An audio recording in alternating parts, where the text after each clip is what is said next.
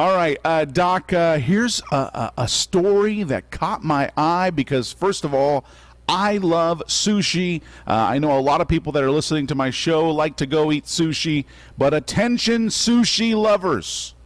The following may be a bit nauseating, but even if you're a self-proclaimed sushi aficionado, a California man who claims he eats sushi every single day found a 5.5-foot tapeworm wiggling out of his rear end. Ew. And he blames his sushi addiction for the unpleasant surprise. His doctor also thinks his raw fish obsession could have caused the infestation. Amid the trending news of this emergency room visit, you may be wondering, could this happen to me too? Or more broadly, is sushi safe?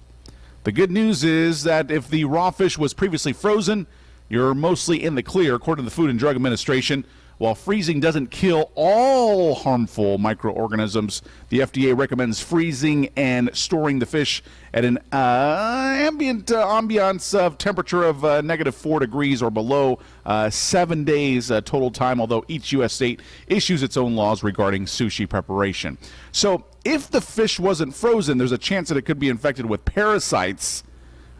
One type of parasite or parasitic illness called anisakiosis, I believe it's called, is on the rise, according to a 2017 report published in the BMJ case report. So, Dr. Golden, sushi, what is going on here? Well, anything can happen. I certainly don't want to be knocking sushi because I like sushi once in a while as well, and almost everybody I know has a little bit of a taste for sushi. Now, this fella in the article was obsessed with sushi. Somebody needs to give him a cheeseburger for his birthday. But I wouldn't be surprised if the tapeworm didn't come from fish. There's 3 different sources, food sources for tapeworm, and it's beef, pork, and fish. And animals become infected with the parasites when they're grazing or drinking contaminated water, and then if we eat undercooked or, in this case, uncooked fish, we can be infected as well. Also, one of the things that happens is if a person is infected with the tapeworm, like this fella in the article, if somebody contacts his feces even indirectly, like let's say he was involved in the food preparation business and didn't properly wash his hands, he can transmit tapeworm eggs to another person as well. So it's possible that he didn't get it from the fish. He may have gotten it from another human being who was contaminated. The fact that there's a possibility that you could receive a tapeworm from somebody else, oh my gosh, that is just, it gives me the heebie-jeebies. I mean, how do you, first off, and I don't know if this is becoming a little bit disgusting here for our listeners and viewers, but hey, this is health, this is the facts. So how do you find out that you have a tapeworm? I mean, is it when you go to the bathroom, you don't feel it inside of you while, it's growing? Well, there's really only a couple symptoms. The major symptom is weight loss. People talk about a quick fix for dieting is to just give me a tapeworm. And weight loss really does occur.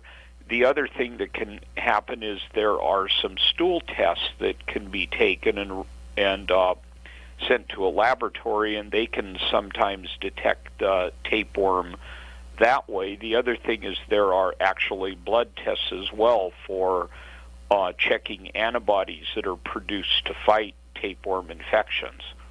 So if somebody is suspicious, they can go to their doctor, and their doctor will know what tests to order if he or she deems necessary. Now, is there like a way to see, like an X-ray to see if you got a tapeworm inside of you? I mean, can you see it through an X-ray?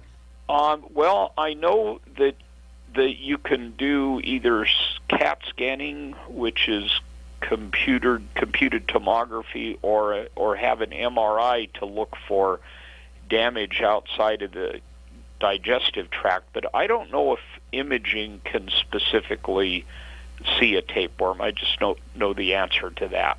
Well, Dr. Golden, they had a picture of this guy's tapeworm, and it was like rolled around this pole. And to me, I'm thinking, man, 5.5 foot. That's a big tapeworm, man. These things are big, and there was another recent tapeworm in the news. Remember that North Korean soldier that ran across the border from North to South Korea, and they hospitalized him and found that he had an incredibly giant tapeworm as well. No, yeah, I do remember that. Man, just like I said, it gives me the heebie-jeebies talking about it and thinking about this stuff. But hey, you got to be aware. And at the same time, this guy was eating sushi every single day. That cannot be healthy for you. And I think the result of it comes out of what we've just seen here. The guy, has a tapeworm in his body. I mean, eating sushi every single day, I just cannot see that as being healthy. No, I agree. And again, I'm like you. I do enjoy sushi, but not that often. Gosh. I mean, I do it like maybe once a month, sushi. I mean, or maybe even maybe once every 3 months. I just don't see myself eating sushi that much. And then at the same time, I just don't see someone gaining an addiction to eat it that much every single day. But it's, everybody's got their own taste. Yes, and some people really do eat it frequently. There's no question about that.